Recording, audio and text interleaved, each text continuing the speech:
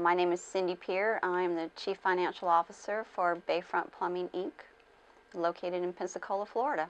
We started in 2008, which some people would say is a bad time because that was when the recession hit.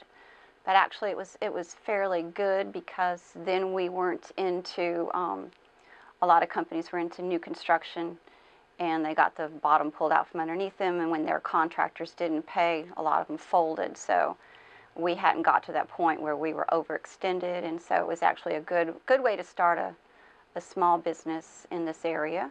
In my line of business, my biggest challenge is finding reliable employees. The plumbing trade is pretty much going away. Nobody wants to do it. Nobody wants to work. The other thing probably would be just the costs of running a business. Insurance just goes up all the time.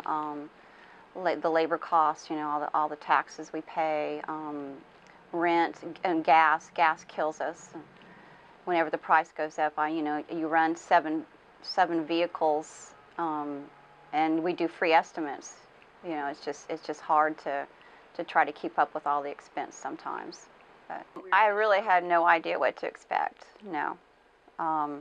Because this is the first business I'd ever run. I worked for lawyers for 25 years. I have a degree in paralegal studies, so this was all new to me.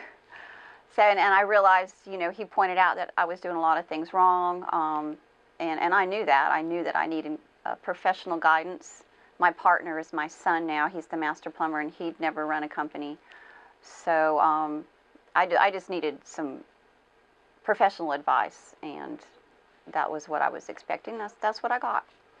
Well, when Terry came in to actually do the work with me, I immediately noticed that my technicians, the employees, were just, their whole attitude changed because they knew I was actually taking steps to improve the work environment, and your company really helped towards that with setting up job descriptions.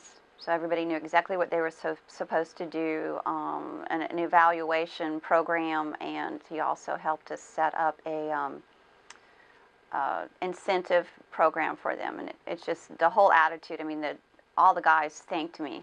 Plus, when Rob was in initially, he said he'd never seen a successful company with a part-time owner. Of course, he was speaking to me.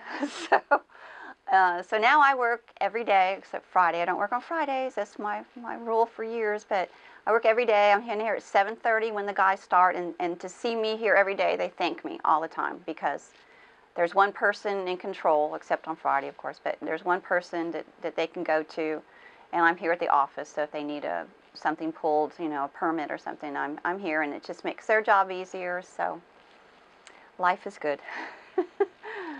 Terry was, to me, he was very knowledgeable, and he'd had customers in the past that were in the same field of work, so he was pretty much knew what he was talking about. You know, I was impressed about that.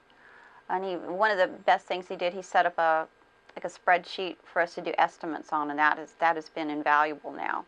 Before, we were just kind of guessing at things. Well, we'll do this. And he told me he figured all my accounting up, and he said, well, here's what your actual overhead is. And I was like, well, you know, I had no idea. And so he showed me how to factor in the labor burden and the overhead and how much profit we want to make. And we've actually gotten a lot more jobs because we were either overbidding, so we lost a job, or we would get a job because we underbid it, which is not a good thing either. So now we know exactly what the bottom line is, and that to me is the number one thing out of this whole consulting process that has been the most helpful, to get it all done in a matter of I don't remember how long he was here, 2 or 3 weeks, versus it would have taken me probably a year or two of my spare time, which I don't have much of, to try and research all these different things that he just, you know, that I have now that I wouldn't have done.